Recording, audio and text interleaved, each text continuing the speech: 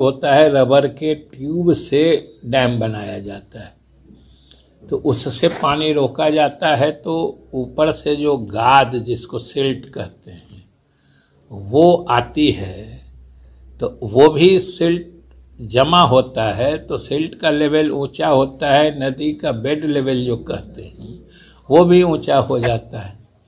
और जब ये तो अच्छा मैकेनाइज्ड है कि वो जो रबर का ट्यूब है गाँव को सीधा करेंगे, इस पर तो इसमें क्या गलत क्या है? कोई जमीन के बदले नौकरी या कोई ये नई बात अमित शाह जी ने कह दी, ऐसी बात तो नहीं है। उससे संबंधित मामला तो पहले से न्यायालय में ही चल रहा है, उन्होंने तो सिर्फ इसका जिक्र किया होगा, कोई नई बात नहीं है। और माफिया चाहे ज़मीन से जुड़े हों, शराब से जुड़े हों, शिक्षा से जुड़े हों, कहीं भी किसी चीज़ से काम करने वाले जो माफिया या षड्यंत्रकारी लोग हैं उसके खिलाफ तो कार्रवाई करना, और अपराध के खिलाफ जो जीरो टॉलरेंस की नीति है, ये तो मुख्यमंत्री नीतीश कुमार जी के सरकार की विशेषता रही है। और जब गृह मंत्री जी ने भी कहा है तो हमें पूरी उम्मीद है कि इन सब चीज़ों में केंद्र की मदद से हम और ज़्यादा प्रभावकारी ढंग से सफल हो पाएंगे। सर, ये राज्य भवन और शिक्षा विभाग को लेकर जो आमने सामने की बात है, एक मैसेज आ रहा है आम आवाम में कि दोनों के बीच आपको हम आश्वस्त करते हैं कि कहीं कोई आमने सामने नहीं है, दोनों के काम अपने अपने जगह पर अपने अपने तरीके से बिहार के हित में शिक्षा को बढ़ावा देने के लिए, और कहीं टकराव की स्थिति नहीं है, और दोनों मिलके ही एक तरह से काम कर रहे हैं। एक मीटिंग बुलाते हैं, एक मीटिंग में नहीं जाने की बात करते हैं। नहीं, मीटिंग तो बुलाते हैं, तो उन्होंने ही स्थगित किया है, जरूर जाएंगे, वाइस चांसलर जरूर जाएंगे, जाते ही रहे हैं।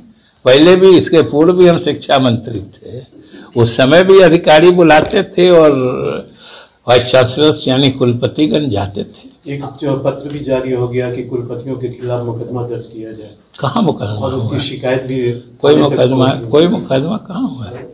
थाने में एफआईआर का कॉपी आ गया, लेकिन एफआईआर थाने में आवेदन की कॉपी आ गई, थाने में एफआईआर करने के लिए आवेदन की कॉपी आ गई। नहीं, उसको एफआईआर कहाँ हुआ है? और कुछ ईडी ने सुभाष यादव को गिरफ्तार किया है। अरे ईडी को जहां जहां पता चलता है कुछ गड़बड़ी का वो जाती है।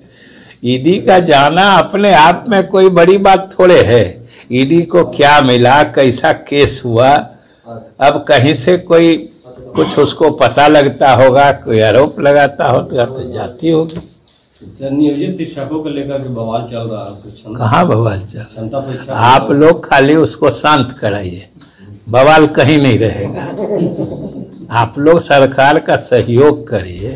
नियोजित शिक्षकों की मांग पर तो नियोजित शिक्षकों को सरकारी सेवा में परिणत होने का सरकार ने सुलभ अवसर प्रदान कर दिया है।